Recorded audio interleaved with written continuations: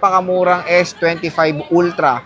Meron yan kay Bossing Malin ng Malin Gadget Shop. Located sila sa stall XA06, second floor, Green Hills, San Juan City. Bossing, how much is your S25 Ultra? Sa ngayon, Sir Jay, yung available bid natin is 256. Sa ngayon lang ha. Pero kung need po nila ng 512, pwede ko rin naman po sila hanapan. Okay. Ito, yung 256 po natin, hindi na lang natin kahit sa 36 na lang po. 36,000 na, hindi, S24 Ultra naman. S24 Ultra. 36,000 pesos. Ayan, napakamura ng S24 Ultra dito kay Ate Malin. At syempre, hindi lang yan, may included pa tayong smartwatch, charger, case, and hydrogel.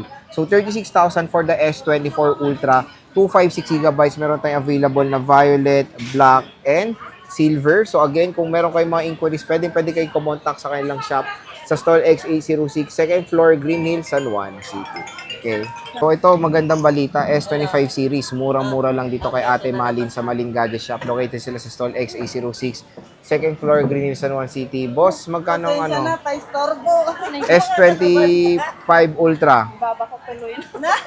Nasaksak.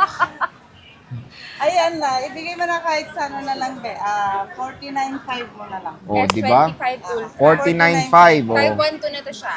Napakamura na. And syempre, meron tayong S25 Plus. S25 Plus na 256 Sir J, 36,000 na lang. Oh, 36,000. Ito is 49.5. Yes, 49,500, 36,000. So, napakamura lang dito yan kay Ate Malin sa Malin Gadget Shop. Located sila sa stall XA06, second floor, Green Hills, San Juan City. Samsung S20 FE Plus, meron dito kay Ate Malin sa Malin Gadget Shop. Located sila sa stall XA06, second floor, Green Hills, San Juan City.